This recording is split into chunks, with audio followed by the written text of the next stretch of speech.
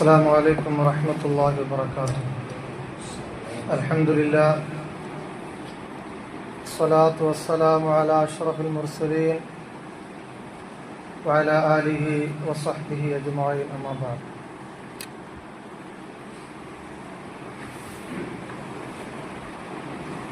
أعوذ بالله من الشيطان الرجيم. بسم الله الرحمن الرحيم. وإذ يمكر بك الذين كفروا ليثبتوك أو يقتلوك أو يخرجوك ويمكر الله والله خير الماكرين. صدق الله العلي العظيم. ഏറ്റവും ബഹുമാനമുള്ള സത്യവിശ്വാസികളെ, അല്ലാഹു സുബ്ഹാനഹു വ തആല നമ്മുടെ എല്ലാ കർമ്മങ്ങളും, സ്വാലിഹായ കർമ്മങ്ങളും കൺകുളിർക്ക് പ്രതിഫലം ആസ്വദിച്ച് അനുഭവിച്ച് ആ ഭാഗ്യം ലഭിച്ച സത്യവിശ്വാസികളിൽ ഉൾപ്പെടുത്തി അനുഗ്രഹിക്കുമാറാവട്ടെ. നമ്മുടെ നാളുകൾ ഓരോ നിമിഷവും കഴിയുന്നതിനനുസരിച്ച്, ഓരോ ദിവസവും കഴിയുന്നതിനനുസരിച്ച് നമ്മുടെ നാളുകൾ ഈ ഭൂമിയിൽ നിന്ന് തീർന്നുകൊണ്ടിരിക്കുകയാണ് എന്നുള്ളത് നമുക്കറിയാം. വയസ്സ് കൂടുന്നതിനനുസരിച്ച് നമ്മുടെ ജീവിതം കുറഞ്ഞു പോകുന്നു എന്നുള്ള യാഥാർത്ഥ്യം നമുക്കറിയാമെങ്കിലും ഇടയ്ക്കിടയ്ക്ക് ഓർമ്മിക്കലും ഓർമ്മപ്പെടുത്തലും നല്ലതാണ്. ഹിജ്റ വർഷം ഒരു പുതു വർഷത്തിലേക്ക് നാം ഇന്നോടുകൂടി കാലെടുത്ത് വെക്കുകയാണ്. ഹിജ്റാബ്ദം 1447 നമ്മൾ ഇന്നോടുകൂടെ പുതിയ വർഷമായി പുതുവർഷത്തിലേക്ക് കാലെടുത്ത് വെക്കുന്നത്. മഹാനായ മുഹമ്മദ് മുസ്തഫ സല്ലല്ലാഹു അലൈഹി വസല്ലമ തങ്ങൾ വിശുദ്ധ ഇസ്ലാമിന്റെ പൂർത്തീകരണം സാധ്യമാക്കിയിട്ട് ഈ ഭൂമിയിൽ നിന്ന് വിട പറഞ്ഞിട്ട് 1450 വർഷമായി എന്ന് ചുരുക്കം. ഈ ഘട്ടത്തിൽ ഒരു പുതിയ ഹിജ്റ വർഷം നമ്മളിലേക്ക് കടന്നു വരുമ്പോൾ അതുമായി ബന്ധപ്പെട്ട ചില കാര്യങ്ങളൊക്കെ നമ്മൾ മനസ്സിലാക്കേണ്ടത് അത്യാവശ്യമാണ്. ഹിജ്റ വർഷം എന്ന് പറയുന്നത് മുസ്ലിം ലോകത്തിന്റെ ആരാധനാപരമായ, അനുഷ്ഠാനപരമായ എല്ലാ കാര്യങ്ങളും ഹിജ്റ വർഷവുമായി ബന്ധിപ്പിച്ചിട്ടാണ് ഇസ്ലാം നിഷ്കർഷിച്ചിരിക്കുന്നത്, ഇസ്ലാം നിർദ്ദേശിച്ചിരിക്കുന്നത്. അത് നോമ്പായാലും ഹജ്ജായാലും മറ്റ് സക്കാത്ത് കർമ്മങ്ങളായാലും മറ്റ് അനുഷ്ഠാന കാര്യങ്ങളിലൊക്കെ ഹിജ്റ വർഷവുമായി അടിസ്ഥാനപ്പെടുത്തിയിട്ടാണ് ഓരോ അഅ്മാലുകളും നാം അനുഷ്ഠിക്കേണ്ടതും ആചരിക്കേണ്ടതും. അങ്ങനെ അനുഷ്ഠിക്കുമ്പോഴും ആചരിക്കുമ്പോഴും മാത്രമാണ് നമ്മുടെ അമലുകൾ സഹിയാവുക. വിശുദ്ധ റമളാൻ മാസത്തിൽ തന്നെ, റമളാൻ എന്ന ഹിജ്റ കലണ്ടറിന്റെ ആ മാസത്തിൽ തന്നെയാകണം 30 ദിവസം നമ്മൾ നോമ്പ് നോക്കേണ്ടത്. ഹജ്ജ് ദുൽഹിജ്ജ മാസത്തിൽ തന്നെ ആയിരിക്കണം നാം ചെയ്യേണ്ടത്. സക്കാത്ത് അത് ഹിജ്റ വർഷത്തെ അടിസ്ഥാനപ്പെടുത്തിയിട്ടായിരിക്കണം നാം സക്കാത്ത് കൊടുക്കേണ്ടത്. അങ്ങനെയൊക്കെ എല്ലാ അഅ്മാലുകളും നമ്മുടെ ഹിജ്റ വർഷവുമായി അടിസ്ഥാനപ്പെടുത്തിയിട്ടായിരിക്കണം നാം ചെയ്യേണ്ടത്. അത് കൃത്യമായ ഒരു ഉത്തരവായി, കൃത്യമായ ഒരു നിർദ്ദേശമായി വിശുദ്ധ ഖുർആനിൽ നമുക്ക് കാണാൻ സാധിക്കുകയും ചെയ്യും. നമ്മുടെ മഹാനായ മുഹമ്മദ് മുസ്തഫ സല്ലല്ലാഹു അലൈഹി വസല്ലമ തങ്ങളുടെ ഹിജ്റയെ കുറിച്ച്, ഹിജ്റ വർഷത്തെ പറയുമ്പോൾ ഹിജ്റയെ കുറിച്ച് നാം അനുസ്മരിക്കേണ്ടതും ആലോചിക്കേണ്ടതും അനിവാര്യമാണ്. നബി സല്ലല്ലാഹു അലൈഹി വസല്ലമ തങ്ങളും സഹാബത്തും മക്കയിൽ നിന്ന് മദീനയിലേക്ക് നടത്തിയ പാലായനത്തെയാണ് ഹിജ്റ എന്ന് പറയുന്നത്. നബി സല്ലല്ലാഹു അലൈഹി വസല്ലമ തങ്ങളുടെ സംഭവബഹുലമായ ധാരാളം ചരിത്രങ്ങൾ നമുക്കറിയാം. അതിലേറ്റവും ശ്രദ്ധേയമായ ഒരു ചരിത്രത്തിന്റെ ഏടാണ് ഹിജ്റ ചെയ്തു എന്നുള്ളത്. ഹിജ്റ ചെയ്തു എന്ന ഏറ്റവും വലിയ ഈ ഒരു പ്രവർത്തനത്തെയാണ് ഹിജ്റാബ്ദം, ഹിജ്റ വർഷത്തെ അടിസ്ഥാനപ്പെടുത്തിയിട്ടുള്ള ആ നാമത്തിലേക്ക് കൊണ്ടുവന്നത് എന്ന് നമ്മൾ മനസ്സിലാക്കണം. ധാരാളം സംഭവങ്ങൾ പ്രവാചകന്റെ ജീവിതത്തിൽ സംഭവിച്ചു പോയിട്ടുണ്ട്. പക്ഷേ വിശുദ്ധ മതമായി ഇസ്ലാമിന്റെ ആരാധനാപരമായ കാര്യങ്ങളെ നിർണയിക്കുന്ന ഹിജ്റ വർഷം എന്ന വർഷത്തെ നബി സല്ലല്ലാഹു അലൈഹി വസല്ലമ തങ്ങളുടെ ഹിജ്റയുമായാണ് ബന്ധിപ്പിച്ചത് എന്നുള്ളത് നമ്മൾ മനസ്സിലാക്കണം. നബി സല്ലല്ലാഹു അലൈഹി വസല്ലമ തങ്ങൾ തങ്ങളുടെ 53-ാമത്തെ വയസ്സിലാണ് ഹിജ്റ പോകുന്നത്. 13 വർഷക്കാലത്തോളം സ്വന്തം നാടായ മക്കയിൽ തന്നെയായിരുന്നു ഇസ്ലാമിക പ്രബോധന പ്രവർത്തനങ്ങൾ നടത്തിയിരുന്നത്. സഹികെട്ട് സ്വന്തം നാട് വിട്ട് നബിക്കും തന്റെ അനുയായികൾക്കും മറ്റൊരു നാടായ മദീനയിലേക്ക് പോകേണ്ടി വന്ന ഒരവസ്ഥ, അതാണ് ഹിജ്റ. അതുകൊണ്ട് തന്നെ ഹിജ്റ വർഷം എന്നുള്ളത് ചരിത്രപരമായും സാംസ്കാരികമായും ഒരു മുസ്ലിമിനെ സംബന്ധിച്ചിടത്തോളം ഏറെ പ്രാധാന്യം അർഹിക്കുന്ന ഒന്നാണ്. അവിടെ അടിസ്ഥാനപരമായിട്ട് നമ്മൾ ചിന്തിക്കേണ്ട ഒരു കാര്യം, മുൻ വർഷങ്ങളിലെ നമ്മുടെ ജയാപജയങ്ങൾ ഒന്ന് വിലയിരുത്തണം. നമ്മുടെ പോരായ്മകള്, നമ്മുടെ തെറ്റുകുറ്റങ്ങൾ, നമ്മളെ വീഴ്ചകളൊക്കെ ഒന്ന് നമ്മൾ വിലയിരുത്തണം. ആ വീഴ്ചകൾ ഏതാണെന്ന് നമ്മൾ കണ്ടെത്തണം. അത്തരം വീഴ്ചകൾ വരും വർഷത്തിൽ സംഭവിക്കാതിരിക്കാനുള്ള ശ്രദ്ധയാണ് നമ്മുടെ ഭാഗത്തുണ്ടാകേണ്ടത്. പുതിയ വർഷം എന്റെ ദുനിയവയും ഉഖ്റവിയുമായി വിജയത്തിന് വേണ്ടി ഞാൻ നീക്കിവെക്കുമെന്ന ഒരു പ്രതിജ്ഞയായിരിക്കണം ഒരു പുതുവർഷത്തിലേക്ക് കാലെടുത്ത് വെക്കുമ്പോൾ നമുക്ക് ഉണ്ടാകേണ്ടത്. ഇസ്ലാമിന്റെ ചരിത്രത്തിൽ മഹാനായ മുഹമ്മദ് മുസ്തഫ സല്ലല്ലാഹു അലൈഹി വസല്ലമ തങ്ങളുടെ ജീവിതം, ആ ജീവിതത്തിന്റെ അതിപ്രധാനമായ ഒരു നാഴികക്കല്ലായിട്ടാണ് ഈ ഹിജ്റയെ ചരിത്രകാരന്മാർ വിലയിരുത്തുന്നത്. അഥവാ അഭിപ്രായ സ്വാതന്ത്ര്യവും വിശ്വാസ സ്വാതന്ത്ര്യം നഷ്ടപ്പെട്ട ഒരു ജനത സ്വന്തം നാട് വിട്ട് മദീനയിലേക്ക് പോകേണ്ടി വരിക. സ്വന്തം നാട്ടിൽ വിശ്വസിക്കാനുള്ള സ്വാതന്ത്ര്യമില്ല. സ്വന്തം പിറന്നു വീണ നാട്ടിൽ സ്വന്തം അഭിപ്രായങ്ങൾ പറയാനുള്ള സ്വാതന്ത്ര്യമില്ല എന്ന് മാത്രമല്ല, സ്വസ്ഥമായിട്ട് ജീവിക്കാനുള്ള സ്വാതന്ത്ര്യമില്ല. അങ്ങനെ സ്വാതന്ത്ര്യം നിഷേധിക്കപ്പെട്ട ഒരു ജനതയാണ് മക്ക വിട്ട് മദീനയിലേക്ക് പോകുന്നത്. ഇതിനെക്കുറിച്ച് വിശുദ്ധ ഖുർആനിൽ പല സ്ഥലങ്ങളിലും കാണാൻ സാധിക്കും. ഒരായത്ത് നമ്മൾ നേരത്തെ ഓതി വെച്ച ആയത്താണ്, വൈദ് യംകുറു ബികല്ലദീന കഫറു, നിങ്ങളെ ശത്രുക്കള് വഞ്ചിച്ചിരിക്കുന്നു, നിങ്ങൾക്കെതിരെ ശത്രുക്കൾ കുതന്ത്രങ്ങൾ മെനഞ്ഞിരിക്കുന്നു. നബിയെ, നിങ്ങളെയും നിങ്ങളെ കൊണ്ട് വിശ്വസിച്ച വിശ്വാസികളെയും പൂർണ്ണമായും നാട്ടിൽ നിന്ന് നിഷ്കാസനം ചെയ്യുക എന്നതാണ് ശത്രുവിന്റെ ഒന്നാമത്തെ പദ്ധതി, ഒന്നാമത്തെ പ്ലാൻ. അതാണ് ഔ യഖ്തുലൂക, അല്ലെങ്കിൽ നിങ്ങളെ കൊന്നുകളയുക എന്നുള്ളതാണ് മറ്റൊരു പ്ലാൻ. അല്ലെങ്കിൽ ഔ യുഖ്രിജൂക, അല്ലെങ്കിൽ ഈ നാട്ടിൽ നിന്ന് ആട്ടി പുറത്താക്കുക എന്നുള്ളതാണ് അവരുടെ പ്ലാൻ.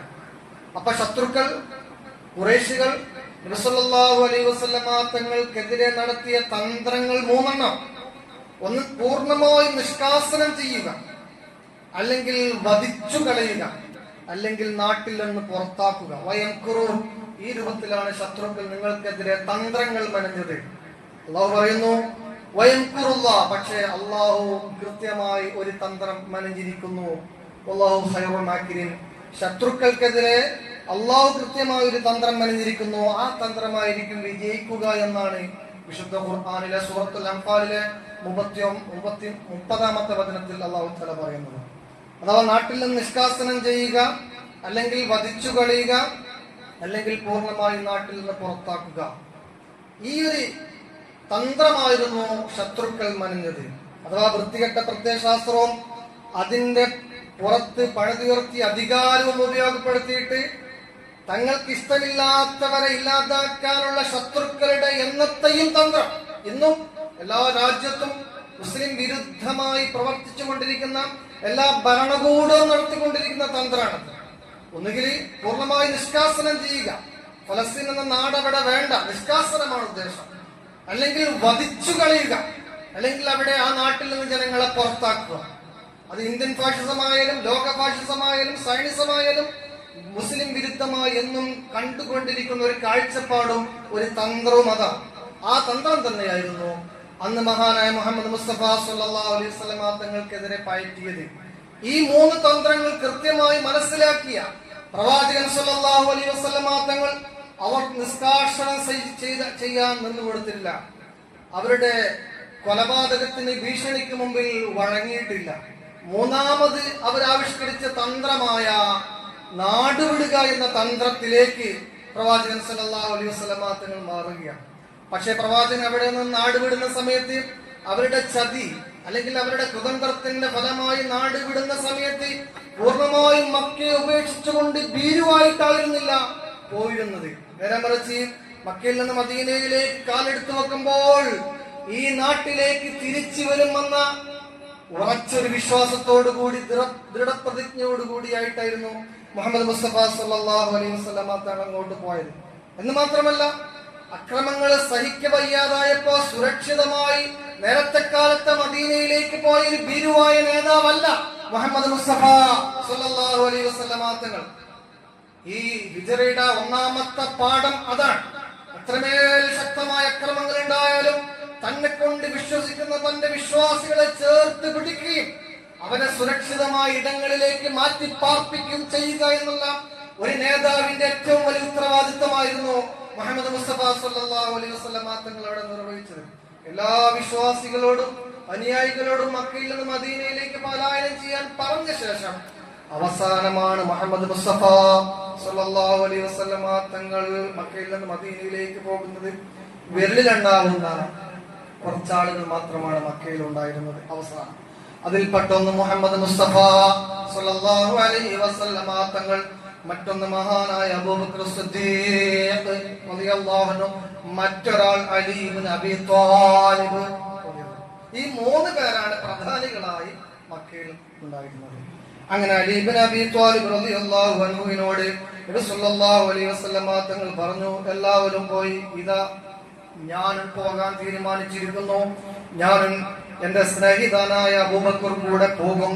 ആ ഘട്ടത്തിൽ ഈ നാട്ടിലുള്ള എല്ലാ ഉത്തരവാദിത്തങ്ങളും നിനക്കാണെന്ന് പറഞ്ഞ് നബി സല്ലല്ലാഹു അലൈഹി വസല്ലമ തങ്ങൾ അലി ഇബ്നു അബീ ത്വാലിബിനെ ഏൽപ്പിച്ചുകൊണ്ടാണ് മക്കയിൽ നിന്ന് മദീനയിലേക്ക് ഹിജ്റ പോകുന്നത്. അവിടെ ഖുർആനിൽ ഔ യഖ്തുലൂക, നിങ്ങളെ വധിച്ചു കളയാൻ അവർ പ്ലാൻ ചെയ്തു. കൃത്യമായി നബി സല്ലല്ലാഹു അലൈഹി വസല്ലമ തങ്ങളെ വധിച്ചു കളയാൻ അവർ പ്ലാൻ ചെയ്തു. അതേക്കുറിച്ച് ചരിത്രകാരന്മാർ പറയുന്നുണ്ട്. വസ്തഖറു അലാ അയ്യത്തിമ്മ, അവസാനം ആ ശത്രുക്കൾ ഒരു തീരുമാനത്തിലെത്തി. ഇഖ്തിയാറ അശ്റത റിജാലി മിൻ കുല്ലി ഖബീല, ഓരോ ഖബീലയിൽ നിന്നുമുള്ള 10 പേരെ തിരഞ്ഞെടുക്കുക. എന്തിനു വേണ്ടി? ലിയശ്തരികൂ ഫീ ഖത്ലി റസൂലില്ലാഹി സ്വല്ലല്ലാഹു അലൈഹി വസല്ലം, നബി സല്ലല്ലാഹു അലൈഹി വസല്ലമ തങ്ങളുടെ വധത്തിൽ പങ്കുചേരാൻ വേണ്ടി. എന്തിനെ? ഫയതഫറഖു ദമുഹു ബൈനൽ ഖബാഇൽ, അങ്ങനെ ആ രക്തത്തിന്റെ ഉത്തരവാദിത്വം എല്ലാ കബീലകൾക്കും ലഭിക്കാൻ. അങ്ങനെ വരുമ്പോൾ ഫലാ യസ്തതിഉ ബനി ഹാഷിം മുവാജഹത ജമീഇൽ ഖബാഇൽ, അതിന് പ്രതികാരം ചോദിക്കാൻ മുഹമ്മദിന്റെ കുടുംബമായ ബനു ഹാഷിമിന് സാധിക്കില്ല.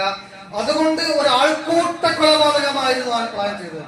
ഇന്നും ആൾക്കൂട്ട കൊലപാതകം നടക്കുന്നു എന്നുള്ളത് അന്നത്തെ തന്ത്രത്തിന്റെ ഒരു ഭാഗമാണ്. ഇന്ത്യൻ തെരുവീതികളിൽ ഇന്നും പാവപ്പെട്ട മുസ്ലിമീങ്ങളെ പിടിച്ചുകൊണ്ട് ജിഹാദിന്റെയും അറബിന്റെയും ഇറച്ചിയുടെയും പേരിലൊക്കെ ആൾക്കൂട്ടമായി മർദ്ദിക്കുന്ന ശിർക്കൻ പ്രവണത 14 നൂറ്റാണ്ട് മുമ്പ് തന്നെ മുശ്രിക്കുകളായ ആളുകൾ നടപ്പിലാക്കിയ ഒരു തന്ത്രമായിരുന്നു. പക്ഷെ അന്നത്തെ തന്ത്രം മനസ്സിലാക്കാൻ മുഹമ്മദ് മുസ്തഫ സല്ലല്ലാഹു അലൈഹി വസല്ലമ തങ്ങൾക്ക് കഴിഞ്ഞിരുന്നു. അങ്ങനെ ആ തന്ത്രം മനസ്സിലാക്കിയിട്ട് വളരെ യുക്തമായി ബുദ്ധിപരമായി ആലോചിച്ചുകൊണ്ട് മുഹമ്മദ് മുസ്തഫ സല്ലല്ലാഹു അലൈഹി വസല്ലമ തങ്ങൾ അവർ വളഞ്ഞിരുന്ന വീട്ടിൽ നിന്ന് രക്ഷപ്പെടുകയാണ്. രക്ഷപ്പെടുന്നതിന് മുമ്പ് തന്നെ ഭയപ്പെട്ടുകൊണ്ടല്ല പ്രവാചകൻ പോയത് എന്നതിന്റെ അടയാളമാണ് ഈ വീട്ടിൽ ഞാൻ ഉണ്ടാകും, ഈ വീട്ടിൽ നിന്ന് ഞാൻ രക്ഷപ്പെടും. രക്ഷപ്പെട്ട് പുറത്തു പോകുമ്പോൾ എന്റെ കൂടെ സഞ്ചരിക്കാൻ അബൂബക്കർ ഉണ്ടാകണം. അതുപോലെ തന്നെ എന്റെ കൂടെ വിശ്വസ്തനായ ഒരു വഴികാട്ടി വേണമെന്ന് പ്രിയപ്പെട്ട പ്രവാചകൻ സല്ലല്ലാഹു അലൈഹി വസല്ലമ തങ്ങൾ നേരത്തെ തീരുമാനിച്ചു. അങ്ങനെ പ്രവാചകന്റെ കൂടെ 2 പേരുണ്ടായിരുന്നു. ഒന്ന് മഹാനായ അബൂബക്കർ സിദ്ദീഖ് റളിയല്ലാഹു അൻഹു, മറ്റൊരാൾ കാതുകൂർപ്പിച്ച് കേൾക്കണം, മറ്റൊരാൾ അബ്ദുല്ലാഹി ഇബ്നു ഉറൈഖിദ് എന്ന അവിശ്വാസിയായിരുന്നു, അമുസ്ലിമായ ഒരാളാണ്. അഥവാ രാജ്യത്തിന്റെ തന്ത്രങ്ങള്, പ്രവാചകന്റെ കരുനീക്കങ്ങള്, പ്രവാചകന്റെ പദ്ധതികള് വളരെ കൃത്യമായി നബി സല്ലല്ലാഹു അലൈഹി വസല്ലമ തങ്ങൾ ഷെയർ ചെയ്ത ഒരാള് അവിശ്വാസിയായിരുന്നു. അബ്ദുല്ലാഹിബ്നു ഉറൈഖിദായിരുന്നു. അബ്ദുല്ലാഹിബ്നു ഉറൈഖ് ഇതിനോട് നേരത്തെ കാലത്തെ വരാൻ പറഞ്ഞു, ഒട്ടകത്തെ സജ്ജീകരിക്കാൻ പറഞ്ഞു. ഏതാണ് വഴി എന്ന് കൃത്യമായി ഉറൈഖ് ഇതിനറിയാം. അങ്ങനെ അദ്ദേഹത്തെ വിളിച്ചു. ആലോചിക്കണം, ആ സമയത്ത് എങ്ങനെയാണ് ഒരു അവിശ്വാസിയെ മുഹമ്മദ് മുസ്തഫ സല്ലല്ലാഹു അലൈഹി വസല്ലം അതിനെ വിശ്വസിക്കുക? അവിടെയാണ് പ്രവാചകൻ ഒരു മനുഷ്യനാണ്, മനുഷ്യത്വത്തിന് വില കൽപ്പിച്ച ആളാണ്, മനുഷ്യനോട് എങ്ങനെ പെരുമാറണമെന്ന് പഠിപ്പിച്ച ആളാണ്, മനുഷ്യനെ ഒരിക്കലും ശത്രുവായി കാണാൻ പാടില്ല എന്ന് വിശ്വസിച്ച ആളാണ്. അങ്ങനെ ഒരു അധ്യാപനം ലോകത്തിന് പഠിപ്പിച്ച നേതാവാണ് മുഹമ്മദ് മുസ്തഫ സല്ലല്ലാഹു അലൈഹി വസല്ലം. അതാണ് ഇസ്ലാം. അവിശ്വാസികളായ ആളുകളോട് വെറുപ്പുണ്ടാകാൻ പാടില്ല, വിരോധമുണ്ടാകാൻ പാടില്ല. പക്ഷെ മുസ്ലിമീങ്ങൾ ബാക്കിയുള്ള ആളുകൾ വെറുപ്പുള്ള ആളാണ്. മുസ്ലിമീങ്ങൾക്ക് ബാക്കിയുള്ള ആളുകളോട് ഭയങ്കര വെറുപ്പാണ് എന്ന് വരുത്തീർക്കുന്ന ചില തന്ത്രങ്ങൾ ഇന്നും അവിടെ നടന്നുകൊണ്ടിരിക്കുകയാണ്. ചില രാഷ്ട്രീയ നേതാക്കന്മാരൊക്കെ, വൃത്തികെട്ട രാഷ്ട്രീയ നേതാക്കന്മാരൊക്കെ വായ തുറന്നാൽ പറയുന്നത് മുസ്ലിം വിരുദ്ധതയാണ്. ആർക്കൊരു പ്രശ്നമല്ല. മുസ്ലിമീങ്ങളെ കുറിച്ച് പറയുമ്പോ, ഇസ്ലാമിനെ കുറിച്ച് പറയുമ്പോ, ഖുർആനെ കുറിച്ച് പറയുമ്പോ ഒരു സാംസ്കാരിക നേതാക്കന്മാർക്കും ഒരു ഞെട്ടലുമില്ല. അത് ആലോചിക്കണം. എത്ര രൂക്ഷമായിട്ടാണ് അധികാരത്തിലിരിക്കുന്ന ചില നേതാക്കന്മാരൊക്കെ, രാഷ്ട്രീയ വേഷം കെട്ടിയ ചില നപുംസകരൊക്കെ ഈ സമുദായത്തിനെതിരെ പറഞ്ഞുകൊണ്ടിരിക്കുന്നത്. മുസ്ലിമുകൾ ജീവിക്കുന്ന കേരളത്തിൽ ജീവിക്കാൻ വയ്യ എന്ന് പോലും ഈ വൃത്തികെട്ട രാഷ്ട്രീയ നേതാക്കന്മാർ പറയുമ്പോൾ എന്തുകൊണ്ടാണ് പല ഭാഗങ്ങളിൽ നിന്നും മൗനങ്ങൾ മാത്രം ഉണ്ടാകുന്നത്? ആലോചിച്ച് നോക്കണം. വിശുദ്ധ ഇസ്ലാമിനെ സംബന്ധിച്ചിടത്തോളം പ്രവാചകന്റെ അധ്യാപനം പഠിക്കൂ. ആ ഒരു നിർണായകമായ ഘട്ടത്തിൽ പോലും അവിശ്വാസികളെ ചേർത്ത് നിർത്തുന്ന ഒരു മുഹമ്മദ് നബി, ഒരു നേതാവ്, തുല്യതയില്ലാത്ത ഒരു വ്യക്തിത്വത്തിന്റെ ഉടമയാണ്. ആ ഒരു അബ്ദുല്ലാഹിബ്നു ഉറൈഖ് ഇതിനെ കൂട്ടിയിട്ടാണ് മഹാനായ മുഹമ്മദ് മുസ്തഫ സല്ലല്ലാഹു അലൈഹി വസല്ലമ മക്കയിൽ നിന്ന് മദീനയിലേക്ക് പലായനം ചെയ്യുന്നത്. ഇതാണ് സംഭവബഹുലമായ മുഹമ്മദ് മുസ്തഫ സല്ലല്ലാഹു അലൈഹി വസല്ലമ തങ്ങളുടെ ഹിജ്റ. ഈ ഹിജ്റയുമായി ബന്ധപ്പെട്ട് വിശുദ്ധ ഖുർആനിലെ സൂറത്ത് തൗബയിൽ പറയുന്നുണ്ട്, ഇദ്ഹുമാ ഫിൽ ഗാർ ഇദ് യഖൂലു സ്വഹിബിഹി ലാ തഹസൻ ഇന്നല്ലാഹ മഅനാ. അബൂബക്കർ സിദ്ദീഖ് റളിയല്ലാഹു അൻഹു സല്ലല്ലാഹു അലൈഹി വസല്ലം തങ്ങളോട് ചോദിക്കും, നമ്മള് വല്ലാത്ത പ്രയാസത്തിലാണല്ലോ, നമ്മളെ ബുദ്ധിമുട്ടിലാകുമോ? ആ സമയത്ത് നബി സല്ലല്ലാഹു അലൈഹി വസല്ലം തങ്ങൾ പറയും, ലാ തഹ്സൻ ഇന്നല്ലാഹ മഅനാ. പേടിക്കേണ്ടതില്ല, അല്ലാഹു നമ്മോടൊപ്പമുണ്ട്. നീതിക്ക് വേണ്ടി, സത്യത്തിന് വേണ്ടി അടിയുറച്ച വിശ്വാസത്തോടുകൂടി നീ മുന്നോട്ട് പോയാൽ നിന്നെ സഹായിക്കാൻ അല്ലാഹു ഉണ്ടാകും. എത്ര വലിയ കുതന്ത്രങ്ങൾ ആവിഷ്കരിക്കുന്ന ശത്രുവാണെങ്കിലും, എത്ര വലിയ ലോക പോലീസ് ആണെങ്കിലും, എത്ര വലിയ അധികാരികളാണെങ്കിലും നിന്നെ ചേർത്ത് നിർത്താനും നിന്റെ കൂടെ അല്ലാഹു ഉണ്ടാകുമെന്ന വളരെ കൃത്യമായ ഒരു സന്ദേശമാണ് ഈ ഖുർആനിലൂടെ നമുക്ക് മനസ്സിലാകുന്നത്. അങ്ങനെ സല്ലല്ലാഹു അലൈഹി വസല്ലം തങ്ങൾ 450 കിലോമീറ്ററുകൾ താണ്ടിയിട്ടാണ് പിന്നെ മദീനയിലേക്ക് എത്തുന്നത്. അങ്ങനെ അവിടെ ഒരു മദീനയിലെ പുതിയൊരു നാടുണ്ടാക്കുകയും വിശുദ്ധ ഇസ്ലാമിന്റെ സംസ്ഥാപനത്തിന് അനുകൂലമായ ഒരു പ്രദേശം രൂപീകരിക്കുകയും അവിടെ ഇസ്ലാമികമായ ഭരണം സ്ഥാപിക്കുകയും ചെയ്തു. അതാണ് ഹിജ്റയിലൂടെ ഈ ലോക മുസ്ലിമീങ്ങൾ ഇന്നും അനുസ്മരിക്കുന്ന ഹിജ്റ വർഷം എന്നുള്ളത്. അവിടെ ചില പാഠങ്ങൾ കൂടെ നമ്മൾ ആലോചിക്കണം. തന്നെ ഇല്ലാതാക്കാൻ ശ്രമിച്ച ശത്രുക്കളെ ഇല്ലാതാക്കാനുള്ള മുഹമ്മദ് മുസ്തഫ സല്ലല്ലാഹു അലൈഹി വസല്ലം തങ്ങളുടെ ഒരു തന്ത്രം. അതുപോലെ അക്രമത്തിനും അനീതിക്കും ജനങ്ങളുടെ വ്യക്തി സ്വാതന്ത്ര്യത്തിനും അധികാരി വർഗങ്ങൾ കൂച്ചുവിലങ്ങിടുമ്പോൾ എങ്ങനെയാണ് അതിനെ പ്രതിരോധിക്കേണ്ടത് എന്ന കൃത്യമായ പാഠം അത് ഹിജ്റയിലുണ്ട്. വിശ്വാസികളെ സംബന്ധിച്ചിടത്തോളം ഹിജ്റ എന്നുള്ളത് ത്യാഗസന്നദ്ധതയുടെ, സർവ്വതും അല്ലാഹുവിന് വേണ്ടി സമർപ്പിക്കുന്നതിന്റെ ഒരു പ്രായോഗികമായ രീതിയാണ്. പ്രശ്നകലുഷിതമായ രാഷ്ട്രീയ സാഹചര്യങ്ങൾ നമ്മെ അഭിമുഖീകരിക്കുന്ന ഘട്ടത്തിൽ പിടിച്ചു നിൽക്കാനുമുള്ള ഒരു ഇച്ഛാശക്തി നമുക്കുണ്ടാകണമെങ്കിൽ മഹാനായ മുഹമ്മദ് മുസ്തഫ സല്ലല്ലാഹു അലൈഹി വസല്ലം തങ്ങളുടെ ഹിജ്റയെ ഒരു പാഠമായി നാം ഉൾക്കൊള്ളേണ്ടതുണ്ട്. അല്ലാഹു സുബ്ഹാനഹു വ തആല നല്ല ഹിമ്മത്തും നല്ല ഇസ്സത്തും നൽകി നമ്മെ അനുഗ്രഹിക്കുമാറാവട്ടെ. വിശുദ്ധ ഇസ്ലാമിന്റെ ഇസ്സത്ത് അല്ലാഹു തആല വാനോളം ഉയർത്തുമാറാവട്ടെ. ഇസ്ലാമിന്റെ ബദ്ധവൈരികളായ മുഴുവൻ ശത്രുക്കളെയും അല്ലാഹു സുബ്ഹാനഹു വ തആല നശിപ്പിക്കുമാറാവട്ടെ. റബ്ബനാ ആതിനാ ഫിദ് ദുനിയാ ഹസന വഫിൽ ആഖിറതി ഹസനതൻ വഖിനാ അദാബന്നാർ. ആമീൻ ബിറഹ്മതിക യാ അർഹമർ റഹീമീൻ. അസ്സലാമു അലൈക്കും വറഹ്മത്തുള്ളാഹി വബറകാതുഹു.